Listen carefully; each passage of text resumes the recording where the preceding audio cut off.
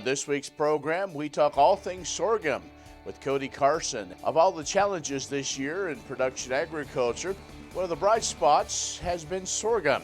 We'll also have features from Kansas corn, Kansas wheat, and the Kansas Farm Bureau, and our weekly updates from the Kansas Livestock Association and markets from Pinion. Brought to you in part by the Kansas Soybean Commission, the Soybean Checkoff, progress powered by Kansas farmers. Kansas Farm Bureau, a grassroots ag organization representing the state's farm and ranch families since 1919, kfb.org. And the Kansas Wheat Commission, lending in the adoption of profitable innovations from wheat, online at kswheat.com.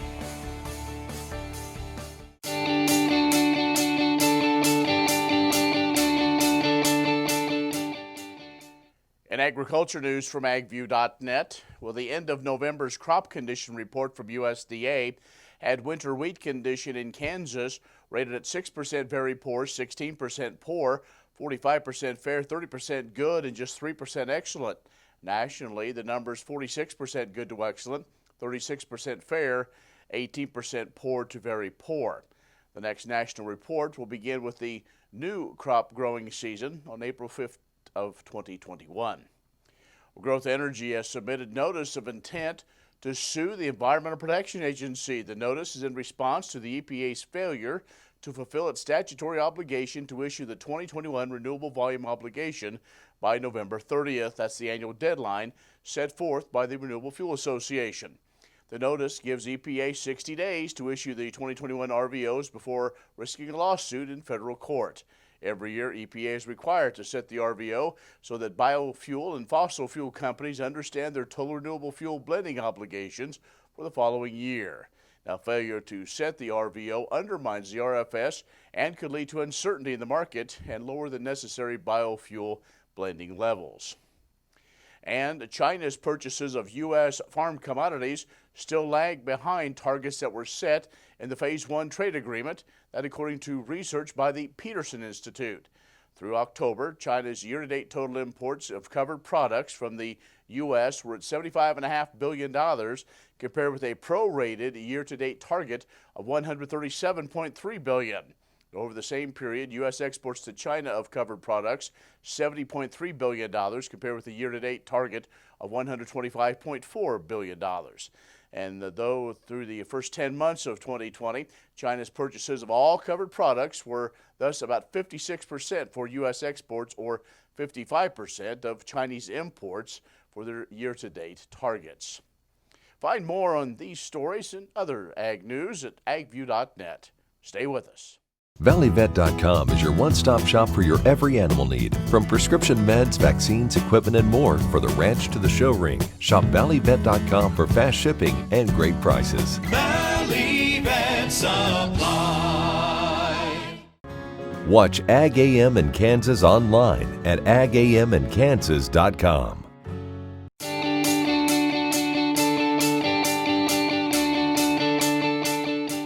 Hi, this is Sharon Thielen, and I'm here to give you the Kansas Corn Update.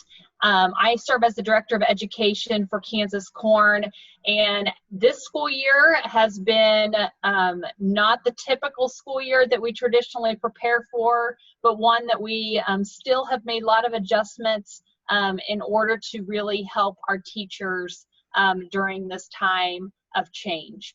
And so this last weekend, we were very excited to be able to host a Seed to STEM workshop in Sublette, Kansas, where we were able to get 17 teachers together to learn new labs and how you can incorporate those in the classroom during a normal school year, but also during this time of hybrid learning. In addition, we have been making adjustments to our guest speaker opportunities, where we have two retired teachers who have agriculture background who traditionally visit classrooms, and they do hands-on activities with them, teaching them about the ag industry.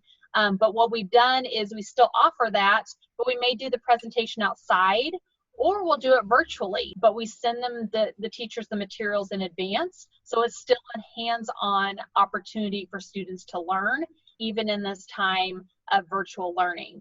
But in addition, we have had a team of great teachers that have adjusted all of our labs. We're up to 93 labs now on our lesson library, but many of them now can be used for in-home use. So kansascornstem.com, all spelled out, is the place to go for all these great resources for anybody looking for something fun to do both in the classroom and at home. Next time you see a beautiful field of corn, reach out and thank the farmers who work tirelessly to raise corn for livestock feed, renewable fuels, and exports to feed a growing world population. The farmers on the Kansas Corn Commission work for Kansas Corn with grower-funded checkoff dollars that support foreign and domestic market development, research, promotion, and education to expand opportunities for Kansas farmers. To learn more, visit kscorn.com. These days, no one can afford to take the risk of being without financial protection against high health care costs, not even for a few days. Kansas Farm Bureau health plans offer short-term health care coverage to fill in those temporary gaps. Short-term health plans can provide you with medical coverage when you are between health plans, helping lower your potential financial risk. Learn more at kfbhealthplans.com or contact a Farm Bureau financial services agent near you.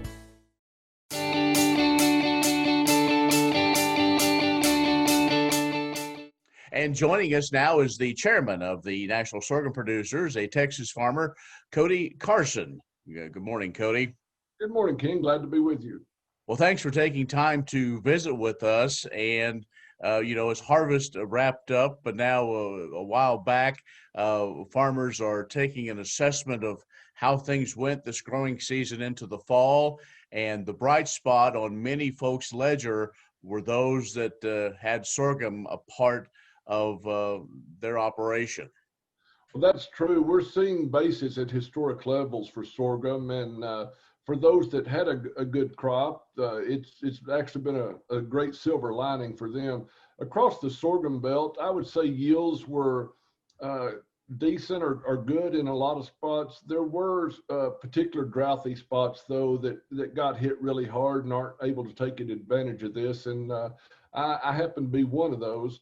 We've had almost no moisture in the past 12 months, and I know Western Kansas, I visited with some growers there that are in the same situation, and so we're optimistic for next year's crop. It looks like there's going to be a good demand all the way through, and if we can continue this basis, be a very positive thing for the sorghum belt.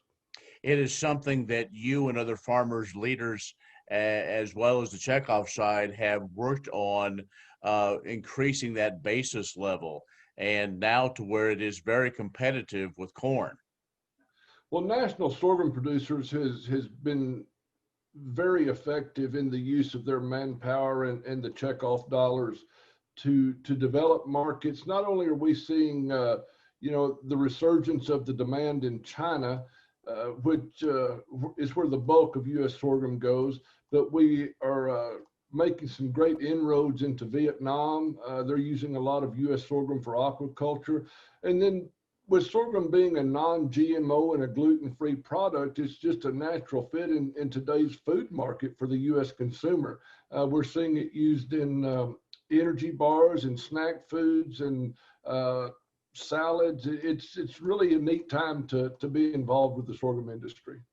It is. You're exactly right. And I do, in our second segment, want to talk a little bit about the research and how that's increased. But you bring up a good point in looking at now the food grade and how food has really taken off, and where sorghum is really becoming competitive with, say, quinoa and other things as one of those side dishes to work good with almost any protein. You took the words out of my mouth. Quinoa is one place that sorghum, it has a lot of the same qualities and a lot of the same fits as far as in the food industry. There's a snack food that my family absolutely loves called Pops, and it's similar to a Cheeto that's made out of sorghum, and a really good snack food. Cody Carson is the chairman of the National Sorghum Producers. He's a Texas farmer. We're going to take a break and come back with more in just a moment. Sure Crop Fertilizers was started by my father, Don Sherman, and my mother, Shirley Sherman. Family business that started in the 80s. We predominantly focus on plant nutrients and what we can do to give growers better responses with the fertilizer dollars that they do, and what we can do to make those things work better for the grower. We're based out of Seneca, Kansas. We work with growers in their soil analysis to figure out what they need, and then we can put those in a blend that gives them the best results, and so that we can deliver that direct to their farm so that they have those nutrients where they need them, when they need them, and so that they can apply them in a manner that's very efficient to them and works well in their planting systems and what they're doing. Sure Crop Fertilizers has been around for a long time. We always say we're big enough to take care of everything you need, but we're small enough to do it quickly. You can get a hold of us at 1-800-635-4743. Our website is surecropfertilizers.com, and you can always email me at Corey@surecropfertilizers.com, and with any questions you have, we're glad to answer it and work with you. Kansas Corn reminds you that E15 fuel is the right choice for every kind of driver. For the car enthusiast, E15 has higher octane. For the thrifty driver, E15 is priced lower than regular unleaded. For the nature lover, E15 provides cleaner air. For the shopper who buys local, E15 has more ethanol from our Kansas corn farms. Choose E15 for a higher octane, lower price, cleaner American fuel. Message from the Kansas Corn Commission. Learn more at kscorn.com.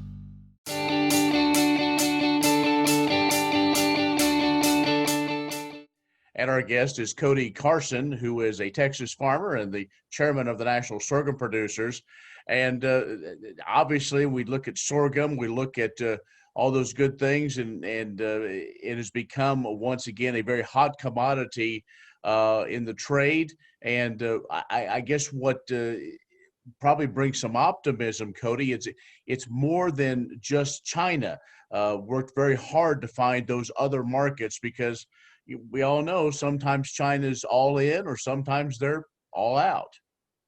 Well, it's just like with any commodity, and I don't know any farmer that's a monoculture. You know, we all have eggs, several eggs in our basket, and that's the problem with counting on China so much. Is while they're a great market for U.S. sorghum, you hate to put all your eggs in one basket, and sorghum doesn't need to. We have so many great qualities that if we can get into the markets, we'll hold our own. One place that sorghum is really performing well, and there's a lot of research going on through K-State, through the NRCS, the DOE, it's kind of a buzzword, but sorghum has been on the edge of this for all of its life, is sustainability. You know, sorghum is a water conserving crop. It produces a great amount of carbon in the soil for what it does. It's very drought tolerant and flexible with climate. It's a very patient crop. If we're in a drought, it'll sit and wait. If we get rains, it'll perform to its maximum, whereas some other crops don't fit that mold as well. So it's a great fit for most of us farmers in the Central Plains. I just think sustainability, while the urban people are using that as a buzzword, we as farmers have been doing it for centuries and for generations. We want to be sustainable. And as the Ogallala continues to decline and other aquifers, we have to be cognizant of best use for all of our surface water. I think that sorghum is just a natural fit. And if we can get the qualities of this commodity spread and get everyone to understand the benefits of it, I think sorghum has a bright future ahead of it. Well, let's talk about that. You brought up the sustainability word and trying to find the right traits, and that's one thing that's happened over the last at least dozen years or almost dozen years, is more emphasis and more dollars have been committed to research to grow, in a sense, a better sorghum plant. Well, I think that's one reason sorghum is lagging behind some other crops because of the small amount of seed that's planted per acre and the smaller number of total acres in the U.S. The research dollars just have not been spent to develop the sorghum plant as we've seen in corn and cotton and even soybeans to a lesser degree.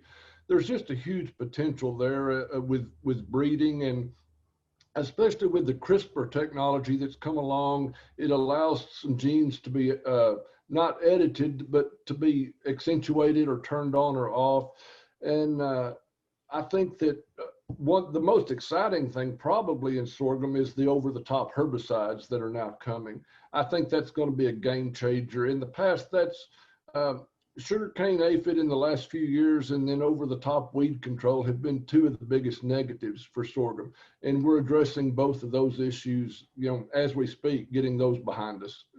Well, Cody, we appreciate the update, and good luck as you work through this whole pandemic situation, leading one of the ag commodity groups. So we look forward to continuing these conversations and talk about the good things going on in the world of sorghum. So thanks for your time.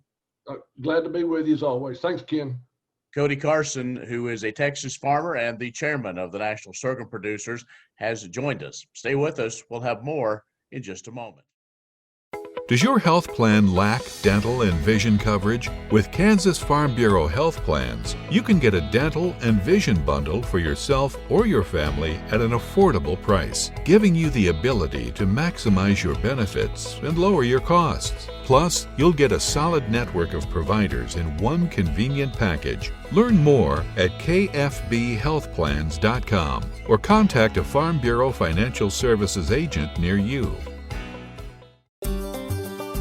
Welcome to the Western Kansas Wildlife Travel Center, right here in my hometown of Oakley, Kansas. We're the front door of Western Kansas, located on 3 main highways, I-70, US 83, and US 40. And all those roads lead to history, beautiful scenery, and adventure, no matter which direction you go. We now have an IHOP. That brand that you've trusted up and down the road in all your travels is staffed with local folks, real people, just like you and me, and we're waiting on you to join us. So for fun, adventure, fuel up, fuel your body, and let's have some fun.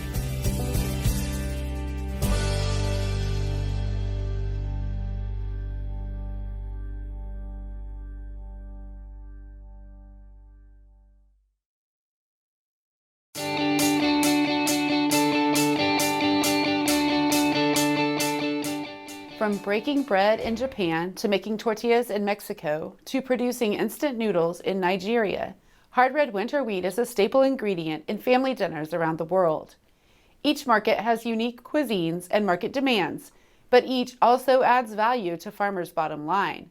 According to a January 2016 economic analysis of wheat export promotion, U.S. wheat farmers received $45 in net revenue for every dollar invested in export promotion from 2007 to 2014.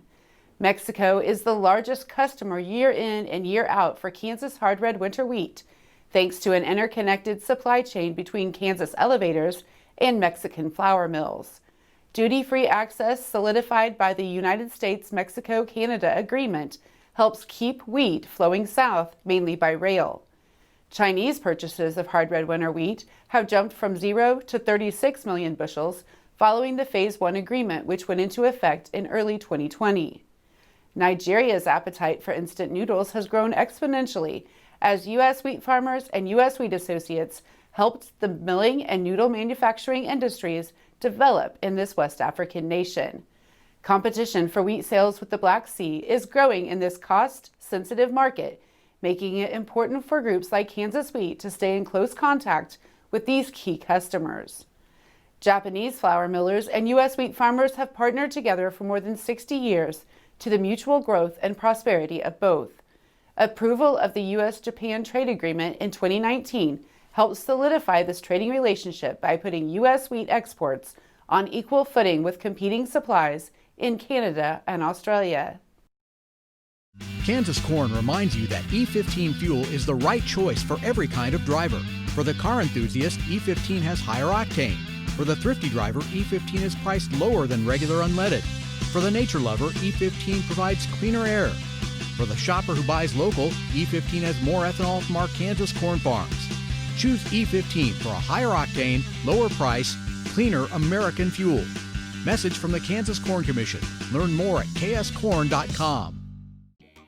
The Kansas Wheat Innovation Center in Manhattan is rediscovering ways to get improved varieties and new genetics in the hands of farmers faster. Grower-led and checkoff-funded research initiatives are bringing about positive change. This grassroots leadership provides a strong voice in Topeka and Washington, D.C. Now is the time to partner with Kansas Wheat in moving wheat forward. Kansas Wheat Commission and Kansas Association of Wheat Growers. Farmers investing in their future and yours. Log on to rediscoverwheat.org. Kansas Farm Bureau's 2020 Distinguished Service Award winner is Edie Dahlstein from McPherson County. Edie and her husband Larry have spent their lives advocating, educating, and serving on behalf of their farm organization. The couple started out on the State Young Farmers and Ranchers Committee, and it was this experience that launched her appointment and election to boards and committees on local, state, and national levels.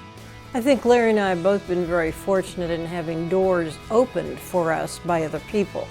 I was a member of the YF&R committee with Larry. We served as couples. The next opportunity, another door opened, was would you like to be on the State Women's Committee, as it was known then? I said, sure. We visited about it. I ran for that position, was fortunate to win. Would you like to be and run for the vice chair of that committee, which then sat at the table for the policy development. From that, the opportunity to be a full Kansas Farm Bureau board member arose. The election was held, the election was successful. Another door that opened, and as those doors kept opening, always came back to the farm, to the family, and said, here's some opportunities, is this something we want to do? Edie was elected to the KFB Board of Directors in 1989, then was elected Vice President in 2002, and made the decision to retire in 2011. Her favorite memories include learning from others. It was back when farming was pretty exciting in the 1970s. Working together on the farm, multi-generation, and many of us were across the entire state of Kansas, learning about each other, learning new industries, learning how different people farm. Not everybody had the same operation that we did. That was probably one of the best memories and one of the greatest learning opportunities I had. Today she still serves Kansas Farm Bureau as a member of the board for KFB's Foundation for Agriculture and says this award is bigger than her. I think when you look at the term Distinguished Service to Agriculture, in my heart, it belongs to the organization. It belongs to a McPherson County. It belongs to the state of Kansas Farm Bureau. It belongs to National Farm Bureau. All of those entities have given opportunities and doors opening for so many people. That's the Distinguished Service to Agriculture in my heart. Thank you, Edie, for all you have done and continue to do for agriculture. Grain sorghum is one of the most important cereal crops worldwide, and Kansas leads the nation in its production. Over the years, sorghum has been either exported, used in animal feed domestically, or for other industrial uses. Recently, its use in the ethanol market has seen tremendous growth, with 30% of domestic sorghum typically going to ethanol production. Kansas Grain Sorghum is committed to sorghum research, market development, and education. Learn more at ksgrainsorghum.org.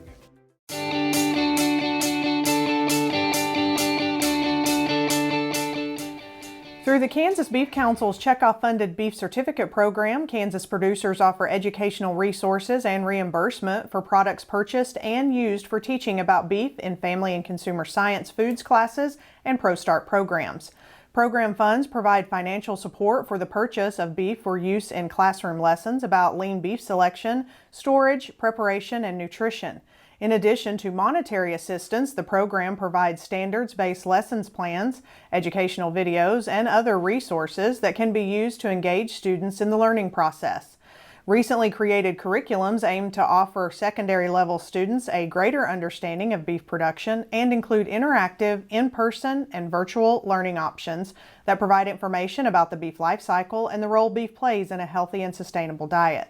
There were 117 Kansas middle and high schools approved for the beef certificate program for the 2019-2020 school year. This allowed a reach of 12,478 students in 41 counties across the state. To learn more about how beef checkoff dollars are invested in programs and resources that connect with both consumers and producers, visit the new Beef Hub on the Kansas Beef Council's website at kansasbeef.org. Many seed companies claim to offer the latest genetics, but how many have tested those genetics in soils just like yours? The Oldie Seed Know to Grow research program has fully tested the latest seed genetics in soils that are right in your neighborhood. The Oldie Seed Know to Grow program can recommend the best performing hybrids from technologies like Enlist, Extend, and Liberty Link that will optimize the yield and profit of every acre on your farm. Contact Oldie Seed today.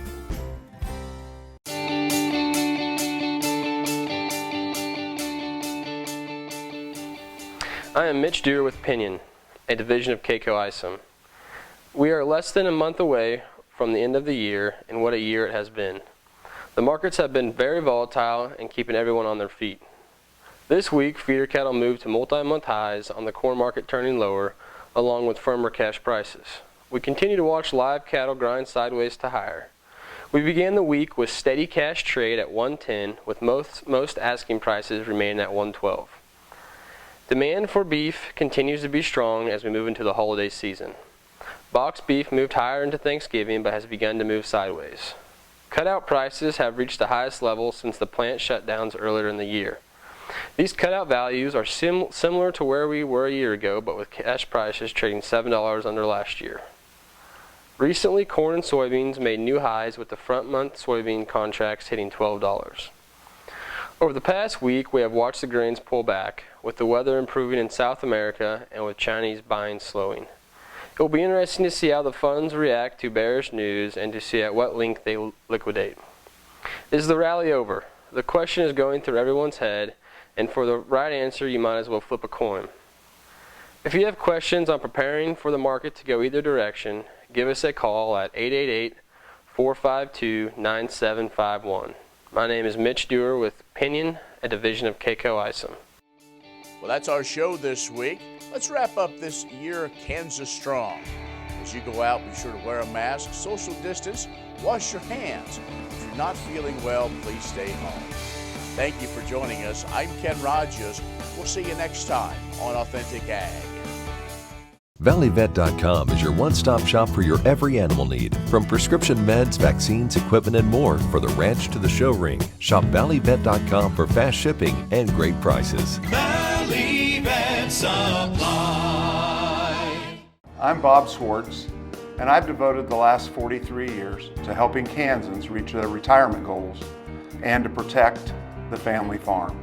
At Bob Swartz Financial, we believe everyone should be able to live the retirement they've always dreamed of. Our team of professionals can help you create an efficient strategy using a variety of investment vehicles to help you address your financial needs and your concerns. Bob Swartz Financial values commitment and transparency. Ag Promo Source is a unique group of marketing specialists with one mission: help your ag business grow. Each affiliate has their own area of expertise, and they work together to bring you advice, products, and services. To get started, visit agpromosource.com. Ag Promo Source. Together we grow.